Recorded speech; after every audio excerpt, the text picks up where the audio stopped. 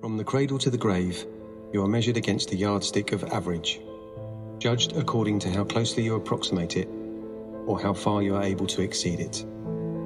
Our modern conception of the average person is not a mathematical truth, but a human invention, created a century and a half ago by two European scientists, Quetelet and Galton, to solve the social problems of their era. It's what Todd Rose speaks about in his bestseller, End of Average. Juliana Jackson has dug deep into the minds of data analytics leaders, people that work every day with measurements and metrics, to uncover what mental models they have built to help them understand the world. Join us while we focus on the stories of data analytics leaders and how they use mental models to challenge others to think differently by deviating from conventional approaches. And we are back live with the season finale of Standard Deviation podcast. And I am here with a very special guest. I'm here with Peter Caputa, the CEO of Databox. How are you, Peter? Great, Juliana. Great. And it's an honor to be on your season finale here. Yeah. So I was telling Peter before we started recording that I had data analysts this whole season, like the cream of the the data analyst world. So I was thinking maybe as the season finale to switch it a bit and have someone that actually sells a tool that is used by data analysts. But we're still gonna keep the same, the same conversations in the podcast. It's just I want to prove myself a point if the people that sold the tool have a different mentality than people that they use the tools. And this is just me being a very big nerd. Here, It'll be a good test. I hope I pass. yeah, it's a CXL exam. We've been told our exams are pretty horrible. Yeah, So. yeah, I'll get fired, right, if I don't pass. So. Oh man, no. So Peter, you were the 15th employee at HubSpot, employee number 15. I Googled you a lot. I prepared for this episode. If you're watching or hearing this, I did prepare for this episode. But I think it was really cool because, and I'm gonna oversimplify it, but you have done an amazing job scaling their sales operations, and you played a pretty big role in what HubSpot is today. I've listened to a couple of your interviews, even the one you did with Pep. And fast forward to today, like we're here today. So what happened? You are the CEO of Databox, and Databox is simply put a data visualization and reporting tool. And I want to know, like, how did you went from HubSpot? Like what happened in that few month period? You mean? Yeah. Yeah. I had a great run at HubSpot, as you mentioned. I won't recount the whole thing, but I was the 15th employee, the 4th salesperson, and I started the partner program for marketing agencies that where we had thousands of marketing agencies that we taught them inbound marketing, and we taught them how to sell inbound marketing, and how to use HubSpot, and how to deliver inbound marketing services, and a whole slew of other things that we taught them. And so that worked out quite well for those agencies. I'm still friends with many of those agencies. Some of them many of them were really small agencies on their dining room table, and now they're running, 5, 10, 15. I know one of them running a $30 million agency that he grew in the time that I knew him. That worked out really well for the agencies. It also worked out really well for HubSpot. It became 40% of HubSpot's revenue, not to mention a great army of agencies out there spreading the news of HubSpot and why HubSpot's great, and of course helping the HubSpot customers be successful on the platform, which is probably the most important thing. So that worked out. I enjoyed that time. I learned an immense amount, but I really missed being an entrepreneur after HubSpot got, as big as it did. And so when I left, it was, I want to say, like 1,500 employees. It was well over 100 million in revenue. It was a public company, and there was still stuff to figure out, and the people there are still figuring stuff out. But the way I look at it, the earlier you are in a business, the more consequential your decision and the more set in stone your strategy becomes. And I wanted to pursue a different strategy, so I started looking for a company I planned to start a company of my own. I had an idea for it, and I started meeting with VCs, and I ended up meeting with a VC at Accomplice here in Boston, TJ Mahoney. And he said, well, you have to meet Davorin Gabervec, who's the founder of Databox. Databox had been around for a while already. And I said, well, I don't really want to join a company. And, the shorter version is I ended up after about 6 months of some due diligence, working with the team a little bit, in my spare time, decided to jump on board and as CEO and run Databox. And what I loved about it, well, first of all, the team, the product engineering team, which was really all that was there at the time, was great, is great. I think all of them are still here. There might be like one engineer that left, but of the original 13 or so people that were there when I joined, they're all still there. And so I love the team. I also love the space, right? I love helping marketers. I love helping go-to-market professionals build their business. And I love data. I'm an engineer, chemical engineer. I went back and learned how to write code along the way a while ago and just love numbers. And one of the things at HubSpot that I really picked up is like how to run a business by the numbers. Everything at HubSpot is data driven, from marketing to sales to support to account management, et cetera, et cetera, et cetera. And so that diligence and cadence of using data to make decisions, I love that process.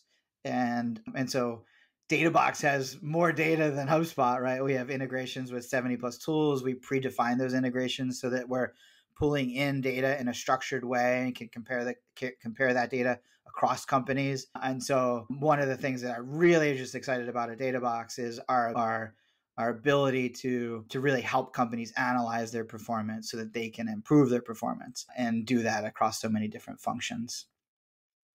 I really like Databox, and I found it for the first time when I was the head of growth of another company that was my job before CXO.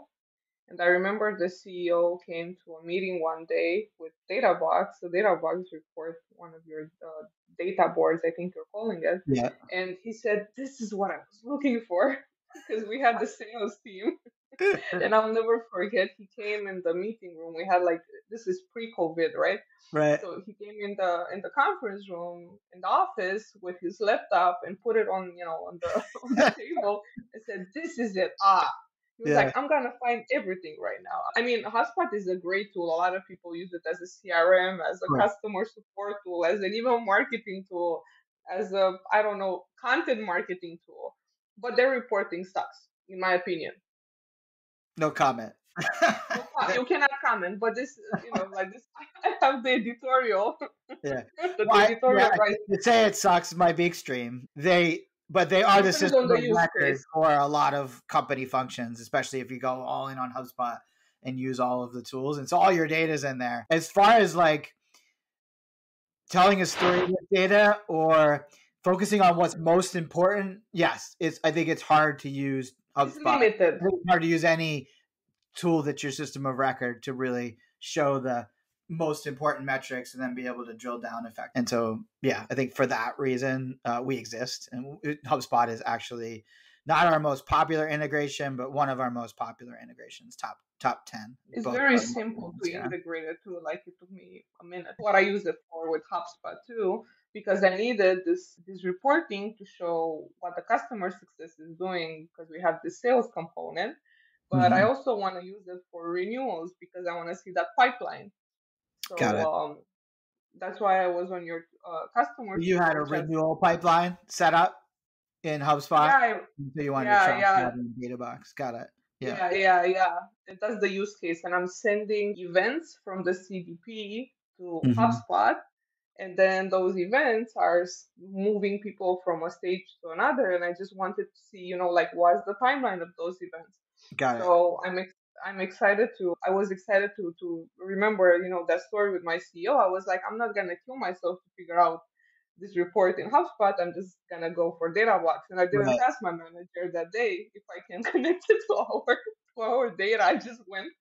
Just did it. But then when I showed him how cool it is and how simple it is, and it was so easy to hand it over to the team lead that has to handle this reporting. Yeah, it was great. So I'm excited. That's a good story.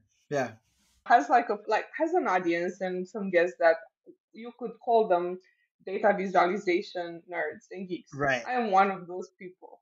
So this is when I'm gonna start. The actual questions that I wanted to. That are relevant to that. I got you. Yeah. It's interesting. I'll add a data point for you that might be interesting to you. Our most common users are executives. So CEOs, founders, owners is our, like, if I had to find a group of customers, it's the largest percent. It's not 50%, but like that is the largest percentage of our users. And after that, it's actually marketing experts, and data analysts is lower. And you could probably guess as to why. But I think the person that cares most about performance of a company is the person that's responsible for the company's success. The owner, CEO, founder, and so they're often the ones to start the account. Ironic, or maybe not so ironically, but oftentimes they delegate, of course. And so when we jump on calls and our sales team jumps on calls with prospects, oftentimes it's with the manager or the ops person or the analyst that's on the call that's going to be the one that has to figure out how to use Databox. You have a great documentation. I got to give you props for that. There's That's not good. too many SaaS tools that have good documentation. For me, documentation is the most important thing. And as an ops person myself, I cannot live without having things in order. But I get what you're saying with the data analysts, yes, because we like to configure data and we like to look at it in a way. But I also think there's this stigma on data visualization tools because we think they are not, I guess, good enough for what we want to do. And I think it's wrong because sometimes we're sacrificing speed for that complexity.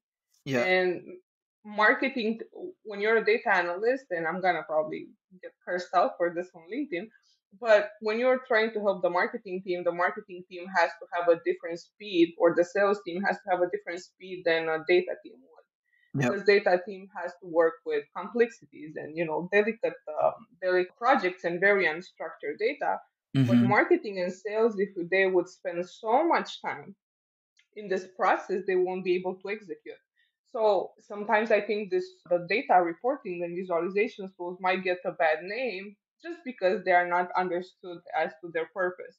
I could definitely have used GA or another tool to get the reportings that I wanted. But why? When it's simpler like this, then I can help the team move faster. But just to talk about the narrative of data visualization, there's this dangerous belief that because data is objective, right? Numbers are objective, and you like numbers, right? It can speak for itself. So data can speak for itself. As long as the charts and tables and slides are being accurate, then the analyst work is done. And you can replace analyst with any person that would present a report. So this is considered analogous to stopping basically and just going home after running 25 miles on a race and believing that you have completed the full marathon.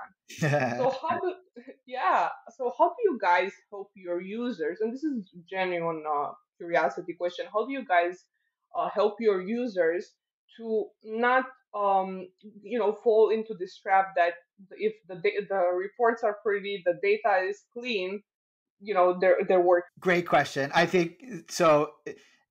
Your audience, I understand, is probably more of a data analyst, say in a larger firm, right, where they might have a data warehouse, you might have a customer data platform, you might be using SQL to run reports. Like you're going to use a BI tool, maybe do some more sophisticated math to validate that it's statistically relevant. But also a lot of marketers too. A lot of marketers. Got it. Yeah. So we don't play in the hardcore business intelligence space, like I just explained. As you know, we serve business users as opposed to analysts. And the way that we do that is by building deep integrations with tools and predefining metrics that are common, and or enabling simple creation of metrics, such as like sessions by web page, for example, on mobile or something like that, right? So using Google Analytics data, for example.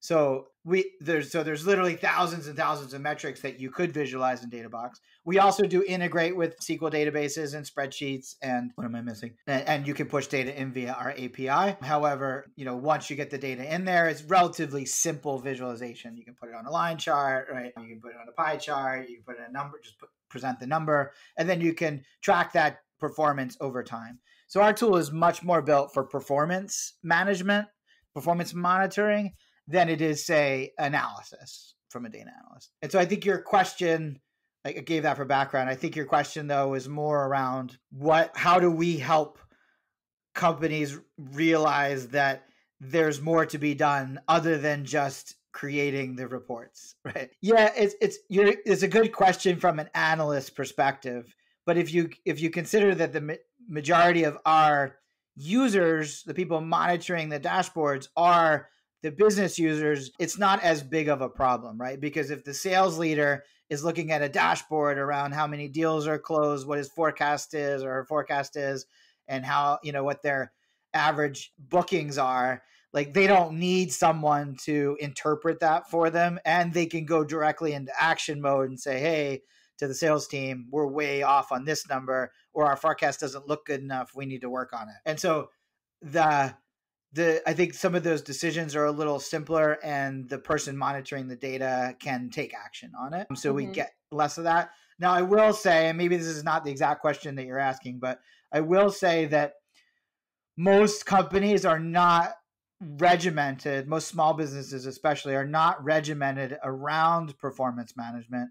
They might build dashboards and then check them randomly, right? They might build dashboards and never share like an interpretation of the results and discuss what they're going to do based off of the data, or share, write up what they're going to do based on the data. They're not adopting their plan, say on a quarterly or even an annual basis based on the data. They're still doing it based on what they observe or their hunches. And so I think there's still a lot of room for improvement for companies to adopt a more strict or standardized cadence for reviewing, discussing, and determining next steps in order to improve performance. So I don't know if that's the question you're asking or not. It's cool because it's a different use case. That's why it's very interesting to me, because like, of course, I will always think like an analyst, but at the same time, I'm also thinking as a marketer and as a salesperson, because I'm, there's of course analysts that just stick in that, corner. Yeah. In my case, I have to also be a salesperson, a customer success person, and everything. And that's true of most companies that are, small, mid-sized companies, right? You have to think in all those, you have to wear all those hats sometimes. So I'm thinking in your case, like, how would you define someone's success with your platform? So yeah, it's performance metrics, but if the person that is looking at those metrics or at your dashboards doesn't know what those are and what they can do with them, because even if founders and CEOs see those platforms, it doesn't. We tend to do well with like the founders and CEOs who are data driven or are performance focused. They tend to have that competence of being able to know, they're like, I think half the population, frankly, is afraid of numbers, right? You show them a chart and they're like, I don't know how to read that. Or, you give them a few numbers and they're like, whoa, how are these? Well, what's this mean? So, if you remove that half of the population, there is a population of executives that are data driven, numbers focused. So we tend to do well there. But. That's cool. It's very interesting to me, because I think in a way it helps I just think it helps the process of being data informed for sales and marketing teams, because it's very hard sometimes to move. And most of the times, even directional data, because your tool provides directional data, it's not, analyzed or extra analyzed data. It's just, good direction. Okay, so this is it. Okay, you have a very low number of book sales, your traffic is bad. Right. You have to do something about it. So I think in a way, in your case, success would be just the fact that you don't compromise speed in a team. You can quote me on that. You try not to. Yeah. I'm kidding. But I think you were asking before, though. Tell me if I'm off track, but you were asking before, how do we judge the success of our customers? Right. Yeah. Like, what is it? Because in my opinion, this is what I see as the objective, as the innocent bystander. Right. So like any software company, right, the simplest thing to do is just measure, are people using the product or not? And there's different ways to measure that. There's literally like, are they logging in and using the data, using the tool? To what extent are they using the software? Like at HubSpot, we used to measure how frequently people write a blog post in a given month.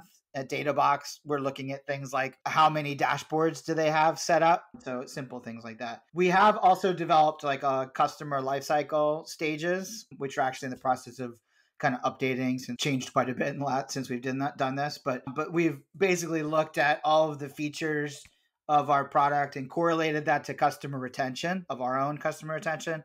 And we're able to identify which features and which level of usage correlated well or better to retention. And so we kind of broke up the customer base based off of that. We're in the process of switching to like a customer score where there'll be different components of it.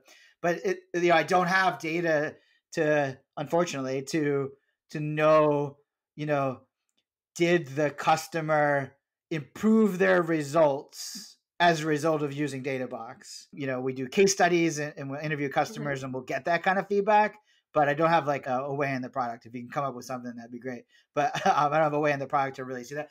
We just built a data science team, and we are starting to look at actual aggregate data and things like that. And we're actually going to be launching a benchmark feature in the product that will kind of show people how they're performing, but we haven't thought about how we would use that to determine like success with our product yet. So I think there's a lot of work to be done there for us to really understand there. I think there's also change management that needs to occur. As I was inferring before, I think a lot of companies aren't good at performance management. And that's the kind of stuff that happens outside of our software. Do they have a meeting each week where they discuss their performance? Do they, report that performance? Do they make decisions based off of it? So it's a work in progress. We still have work to do there. Yeah, it's basically identifying how people make progress with using Databox, and it's customer research in that specter is so tedious, and I know because this is my backyard. Absolutely. And it's tedious because even if you do 12 interviews of jobs to be done, for instance, and you will get like some sort of pattern in responses, it wouldn't be necessarily correct to compare those 12 responses to I guess, I don't know, 10,000 users, because you're not going to be right. There's such a bias that as soon as you ask a group of customers and they say, yes, I'll talk to you, like that is automatically a biased group of customers, because they're the ones that are willing to spend an hour with you. The ones that aren't willing to spend an hour with you are the ones that are the problems, right? That you need to help more. And so, we do customer reviews. We're about to launch a tool. We're calling it Reports. And it allows people to create an automated PDF. They can also go in and add their text and tell their story and everything in a manual way. So I interviewed like 12 customers, and the ones that wanted to talk to me are the ones that love us already, right? The ones that are already doing reporting or want to do reporting, or it's like there's still this group of customers out there, or users or non-customers, prospects that aren't doing that. And so I don't get that signal. So but I like the fact that you're aware of this, because a lot of times we are so obsessed with causality and why, like we're just like so happy to just get some positive responses that we forget about, the scale of it. So I really think that you're very grounded like that, and I like that, and you're also very honest, which is I have trouble not being honest. But one of my favorite phrases to say is that data might tell you why something's happening. It may not also. Like you might not be able to find the answer, but it'll never tell you why people aren't doing things, right? So, and that's the crux. And I think back to your original question, because I have worked with analysts like that who think that they delivered the report and their job is done. They're also so confident in their recommendations, even though they may be in left field. And so I think the problem with that approach to running a business is that you don't ever understand why not. If an analyst sits in a room with a spreadsheet and a bunch of data, even it could be your customer usage data, it could be the data your sales team collects, it could be the data that your customer service team collects, it still has a bias in it, in that you don't understand why people aren't doing things. And so the only way to get that is what my old CEO, my old boss, Brian Halligan, used to say, and I know he didn't make it up, but I got it from him, but is like being in the coalface. And so like he would always ask us as managers and as leaders is like, are you spending enough time in the coalface? And what that meant is like, are you talking to customers? Are you talking to the frontline team, your frontline team members? And do you really understand what's going on? Because they're the ones that will hear why not. The salespeople will hear why people don't buy sometimes, right? Yeah. And the customers will be able to tell you why they didn't do something. But so, I think that's important. I like that, and it's a very American expression at the coalface.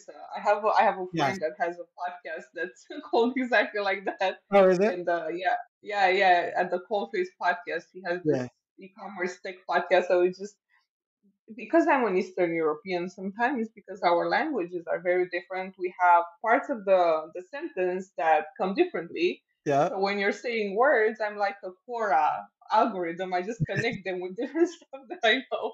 Got it. It has helped me so far. Yeah. But So do I hear I think you know, but just in case someone else doesn't know, coalface is like if you're a coal miner and you're getting the going into a coal mine and you're gonna get coal and put it in a thing and send it up. When you're done for the day, your face is black from coal, yeah, and so that proved that you were there doing the work, right? eating your own dog food, or Yes, eating your own dog food, right? walking the talk. Yeah, Yeah. I have one more question about the visualization part, and this one is I'm gonna dedicate this question to Tim Wilson from Search Discovery. So Tim Wilson is a very known data analytics leader that speaks a lot about data visualization, and he has this course with CXL about data visualization, which is really, really good. Okay. And he was always saying at his conferences that when we're building reports, it doesn't matter if that report is pretty. Like how the report looks, it doesn't really matter. It's how you communicate and what you communicate into it. Yeah. And I wanted also to ask you, because I spent time using your tool. And by the way, for who's ever watching and listening this, I am not promoting Databox because it sounds a lot like I am. I'm not. But I'm just curious, like, what was the engineering part behind you guys choosing those types of dashboards? And I also like the fact that you can customize them. But I think you have like some really good templates that are very, so this is me geeking out again, but the secret of a good visualization is to not add too much load to your brain. So Right. you're capable of understanding what you're seeing there and make sure that information gets to your, to your memory, and you can Right. keep, you Right. can keep it. Yeah, the more complicated What's the the engine? chart, I think the more overwhelming it can be for somebody, right? And Yeah, the exactly. more time someone has to spend looking at it, the more you might have to actually explain it to someone. Yep. Yeah. Right. But how did we get there? I'm not sure how much of it was from a conscious decision versus a necessity, to be honest with you. Continue to be honest here. And it wasn't my decision, so I might have this completely wrong. But I'll tell you, we've talked about this. I'll tell you from my understanding. So first of all, I'm not sure I agree with Tim's perspective. I actually think the appearance of your visualization is important, and is actually feedback we get quite often, especially from marketing agencies, that they love the design and look of our visualizations. And for those that don't know, I think what they really like, what don't know our tool, what they like is actually it's almost monochromatic in a way, right? So like we have like themes of colors that we ask you to use, and we don't actually allow you to customize. And so that enforces a color palette that works together, right? Yeah, I'm sure we've all shown up to a meeting where like somebody's got like a pink backgrounded chart with red, like my tattoo. yellow. That's a hard visualization, right? Cool tattoo, but hard visualization. So so that's part of it. The other part of it is the simplicity of the visualizations, and that is as much a design choice as it is level of necessity for us. So on the design choice side, keep in mind we're appealing more to business users. So for them to be able to glance at the dashboard and know and get a read on performance, as opposed to study a visualization and understand some cause and effect, right? And so that's why like every one of our visualizations has by default the percent change over the time period. That's why almost all of our visualizations default to showing data over time and within a timeline or date range. And so it's those design choices we made because of the user, right? Because a sales leader doesn't want to have to analyze why sales is down every day. Sometimes they just want to know that sales might be down or sales might be up, and so that they can either go on with their day the way they planned, or they have to change motion and talk to the salespeople and say, why is our sales down, right? So that's the reason. The other reason is, like I said, we've built all of our integrations with 70 plus tools, and we've programmed against probably tens of thousands of APIs to do that. And so our data storage is relatively simple at this point. We pull in a metric name, a metric value, and a timestamp to keep it real simple. And that's what we store.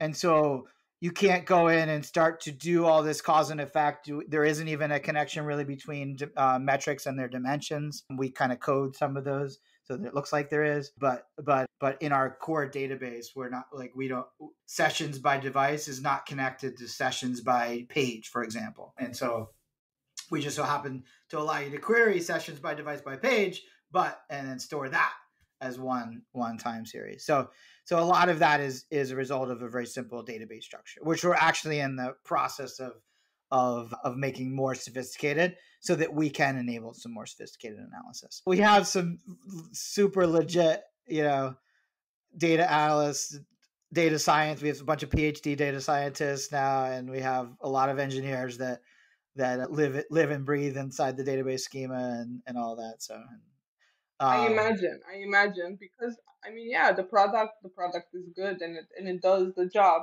That's the most right. important. So my last question, I guess, on this data visualization part before we go more into other topics is, do you think that more data helps decision making? Oh, absolutely. I'm always asking for more data. Yeah. So it depends on the decision. I can walk you through like a decision we just made recently. Yeah. So we are a freemium product, so you can try us for free. We have a free trial for our paid version, so you can try the paid version before you buy it. And so as a result, we have a large support team, and the way we help people is we just offer to help get them set up. So we'll even build custom dashboards for people via chat, etc. We also get a little over 5,000 signups per month. And as I mentioned to you before we started recording, a lot of those people don't ever do much in the product, and so they never start a chat with us. And so we reach out to them by email and ask them, hey, do you want help? Why didn't you do this? Do you want to do this? Like, we see that you're using this technology on your website. Would you like us to build a dashboard for you for that? Like, we're fairly, or try to be very helpful, but we're fairly persistent there. And so my VP of sales and support, who's VP of customer success, I think is his official title, looked at it and said, hey, we get way more sales opportunities out of chat than we do email prospecting. And so he came to me and he's like, I want to cut the email prospecting target back to 50%. And in order to have the team spend more time in chat, not worry about that prospecting target, and really help customers more, users more in chat. And like, we just didn't have the data to prove that that was the right decision. We had data that showed what response rate we got from prospecting, and we had data that shows how many deals we get from chat. But without running that experiment, like, it's hard to know. But running an experiment at our scale is kind of disruptive. So we just said, all right, screw it. We'll make the decision. We can always reverse it. And I was really nervous about like not emailing all those people who don't respond. It represents on average about 17 deals for us every month, 17 new customers every month from the prospecting. And so we started tracking more closely where our deals are coming from.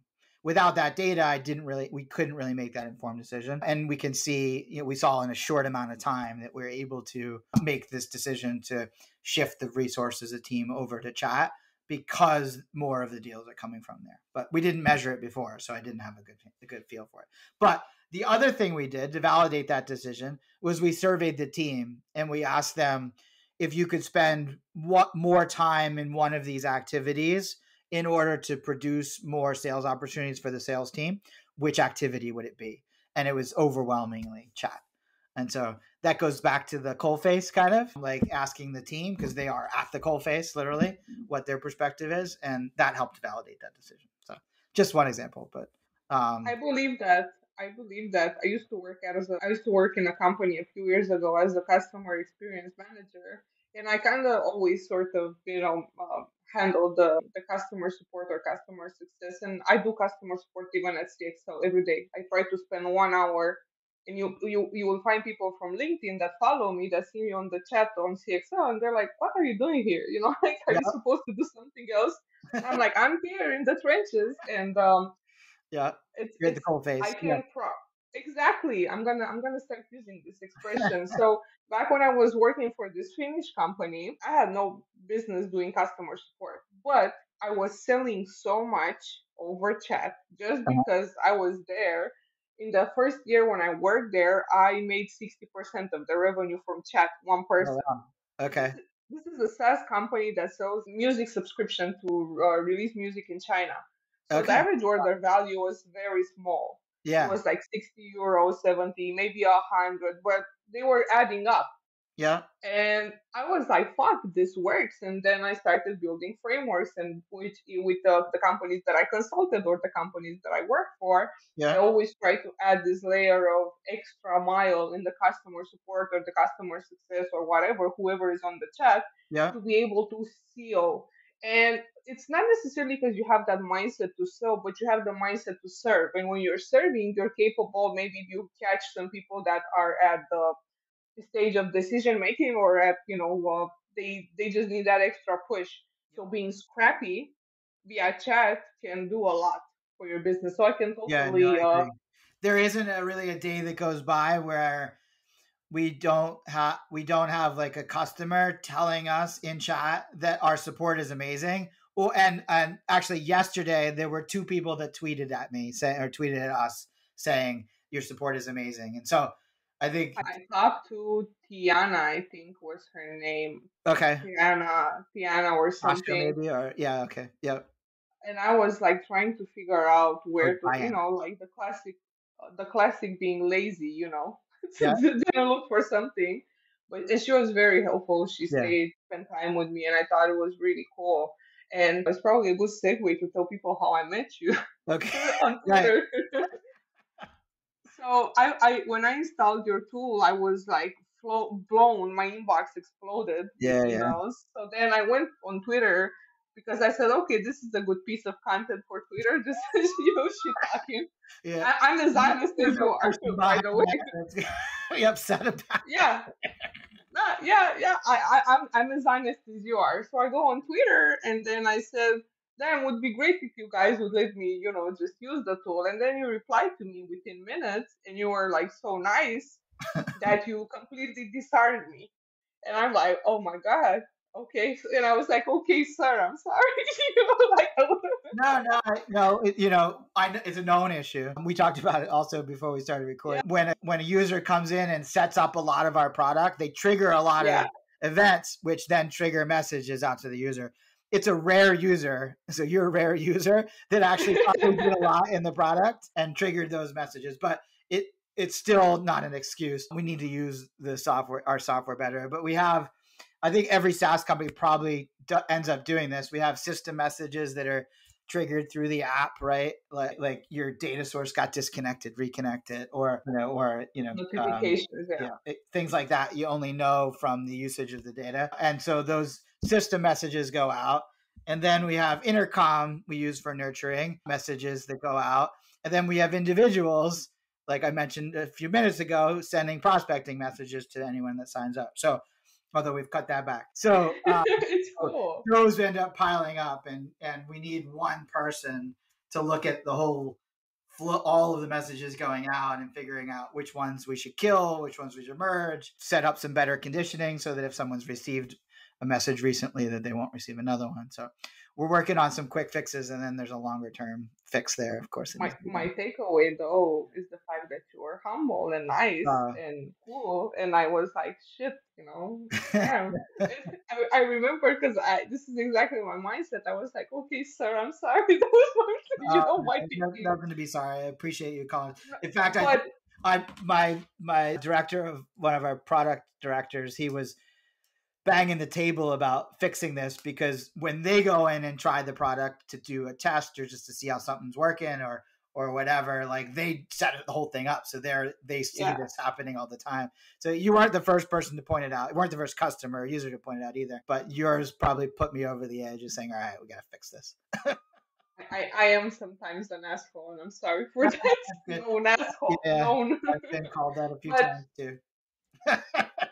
it's cool. It happens to the best of us. That's right. I read something on Twitter that I really enjoy following you on Twitter. You can find also Peter on Twitter if you check the description on YouTube or on the footnotes if you're listening to this. You tweeted something a while back that you build your business brick by brick. And I thought it was really cool, and I would love to learn more about that part. And I had some notes here. Okay, so yeah, I wanted to know the note that I'm reading or not reading if you're listening. The note that I'm talking about is that I just want to know like your opinion about how the growth happens from inside out, because I think the company culture is super important to the growth of the company. It's not only, annual recurring revenue and users and so on. I think the growth of the company also weighs a lot on the team, and like how you're working with them. So like how did it happen? I would love to know more about this. Yeah, so when I say like build the company brick by brick, I mean building different functions within the company at like not one at a time. We probably have never done it one at a time, but close to one at a time versus 10 at a time. I think the standard playbook for a VC backed SaaS software startup is to get to stages like you kind of maybe prove your product market fit. You have an MVP. Depending on how successful you are, you can go raise your seed round, right? If you've already built 2 companies before, you can get a seed round with a piece of paper and a napkin. But most humans, you have to like build something of value and prove that the market wants it. That's when you raise your seed. And then you raise your seed, and then you probably hire 2 or 3 VPs, and your goal is to get to a certain amount of revenue, a certain growth rate within a certain time, and raise that Series A. And that's when you then go and you hire like 6 or 7 VPs or to own every function, and you build everything all at once. At Databox, for a variety of reasons, long story, we didn't really have that luxury. The short version is, I joined Databox after a pivot, after they had invested about $3 million in the business and had very little revenue. And so we had a small amount of money in the bank, and we really couldn't take a lot of chances. I couldn't go and hire a lot of VPs. And so I hired junior people to start. And I ran sales, marketing, support, and the founder ran product and engineering and what little of HR we had at the time. And we kind of just picked what's one thing we're going to figure out first, and then we'll hire someone to do that. And then what's the next thing we'll figure out, and we'll hire someone to do that. So in the beginning, I was running sales, doing the sales, literally doing the sales calls. And I hired a junior marketer and a junior person to run customer onboarding. Once I kind of figured that out, I ended up hiring a sales leader. And then I started to build this marketing team a little bit bigger. And with a very small marketing team, we just focused on blogging and one conversion point on our website, which are dashboard templates that you can download. And so that's all we did really for 4 years, because that's what enabled us to then generate enough signups to go build other building blocks, such as our support team first. And then once we had a support team, we took 2 people from support and said, "You're in sales now. We want you to do Zoom calls. You're good with you're good with talking to people, and we think you'll be fine at it. We'll teach you the basics." And so now we have a 10-person sales team. And then we did the same thing with customer onboarding and account management. And now we're in the process of splitting out our customer support team so that one customer support team will focus on helping free and trial users, and one customer support team will focus on customers. And so just each piece. Same thing in marketing. We went from like, I think 6 or 7 people in marketing to 11 or 12 people in the last 6-9 months. And now we have a more complete program. We have an affiliate program that we've launched. We're starting to do a small amount of pay-per-click. We have a much bigger product marketing team focusing on product and customer marketing. We just hired a person to focus in on brand and community. And so basically one brick at a time. We're probably doing like 5 bricks at a time now. Now we're a $6 million revenue business, profitable. And so we can afford to take, buy more than 1 brick at a time, or invest in more than 1 brick at a time. But that's what I mean by 1 brick at a time. And I could walk you through the same sequence of events on the product, right? Where we gradually built pieces of the product, both front end and back end, to enable the stuff. One of my guests would, to see my Romanian brain again, is making associations. So one of my guests was saying that the important thing when you're building, and I think this is something that I find with you, is like to know it's like when you're building a chair, you should know where you should put the screw, and you should know where you should put the nail, because if you put the nail where the screw is supposed to be, the chair is gonna fall. So you starting building the team and then bringing leadership, shows the fact that you were trying to, I guess, stabilize what was going on. I think it's a really good strategy, actually, and I get it now. This is Yeah. pretty cool. Yeah. Thanks for sharing with us. We're approaching the end of the podcast. I would really talk to you a lot, but I'm conscious that you probably have other things to do today. I talk a lot about the future of education and standard deviation. Why? Not only because I work in education, but because I have kids, and I know you told me you have a 14-year-old. Yep. So I'm sure you're dealing with a lot of interesting things because no one prepares you to be a parent and to deal Right. with, what kids are, I guess, encountering right now. Yep. So I would like to know, what are your thoughts about how we are preparing the children for the future?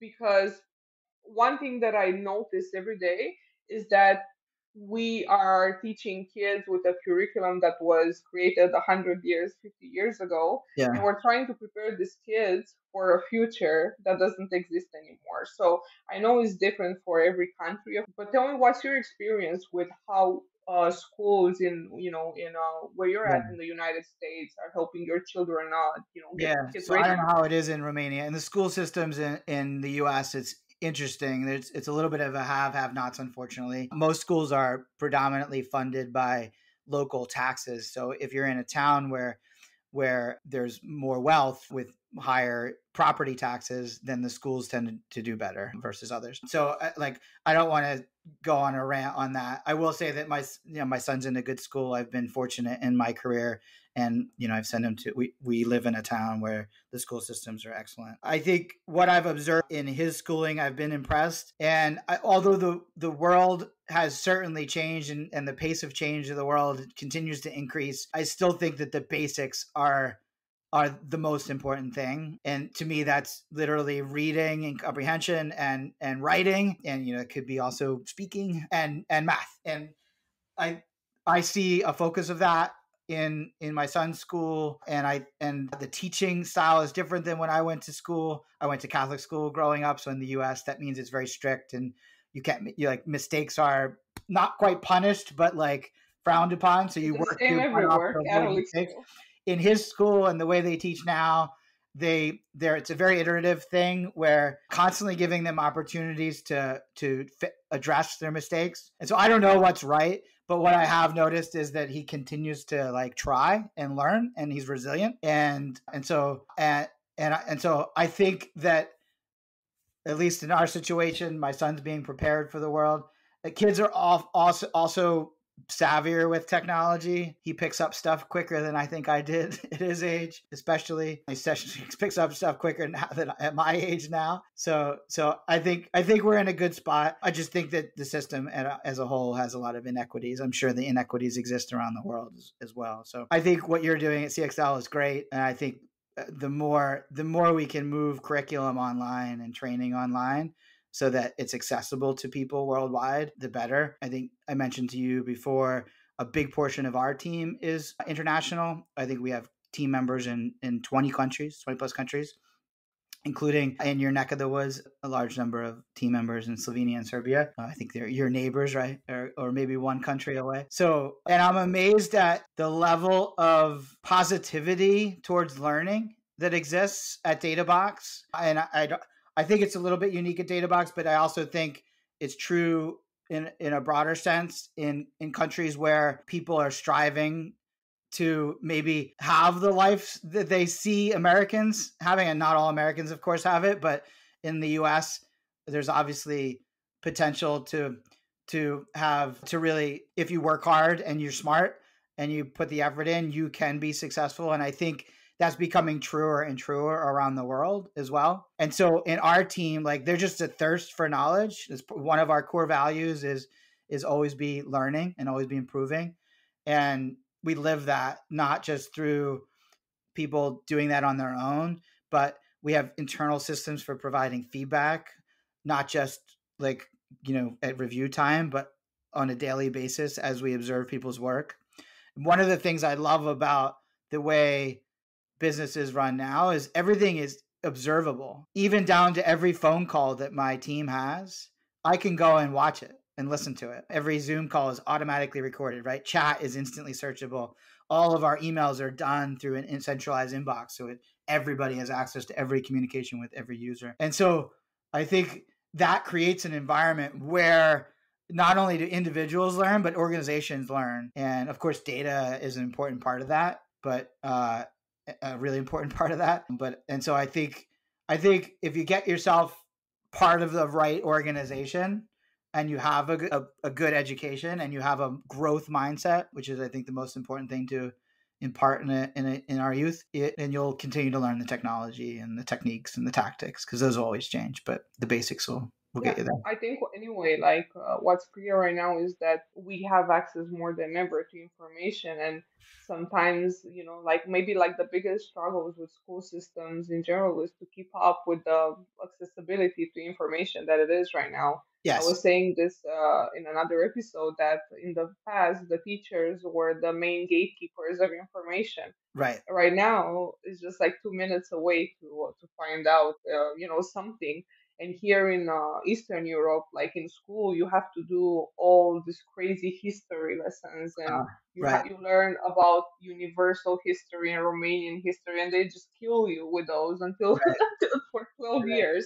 Right. And my son is always asking me, like, what's the purpose of me learning this when I just can Google it? Yeah. And it's like it puts you in a position as a parent, because you have to say what you have to. And he's like, why? Yeah. And this is What's just your a part answer? of I'm the. curious. How I can give you my answer to that one. Oh my God, I'm just telling him, like, I sound like my mom. I'm just quoting my mom. You have to do this because that's the way. You have to pass the class. There's Just two do it things. and I'll move give you on. two answers that one, I think it's learning to learn. So Yeah, reading and comprehending and being able to then communicate that back in a different way, that's something we do every day, right? So regardless of the topic. So I think for that's number sure. one. And maybe a young child won't get that. But number two is, I think, and we're seeing this now, especially, I think, and not to get too political, but democracy doesn't survive in an uninformed population. Maybe that's too complicated for your son or daughter, but I think that's an important Yeah. thing. We have to understand our history in order to avoid those mistakes again. Exactly, yeah.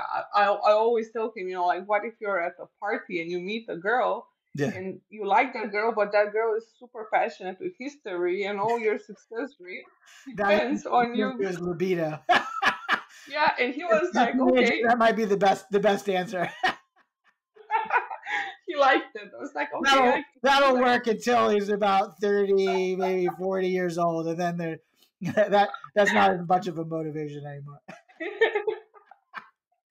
Yeah, I always joke around with him. I guess I have one more question. You have a history of efficient relationship building with HubSpot, with what you're doing right now with Databox. Yeah. And I think this is a very important conversation to have, like some parting thoughts that would really help the audience.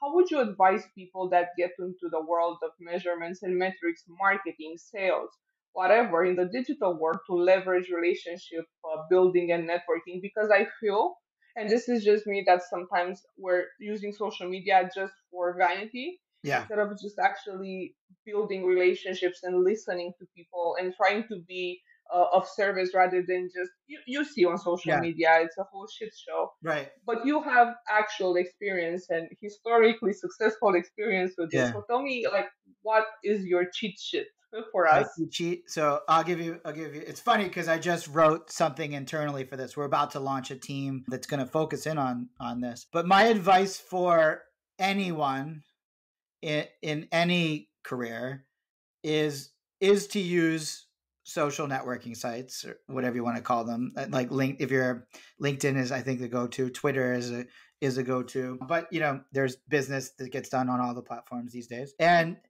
my formula, a very simple formula, is 1/3 reading, 1/3 commenting, and 1/3 writing. That's where how you should split up your time. If your goal is to build relationships, right?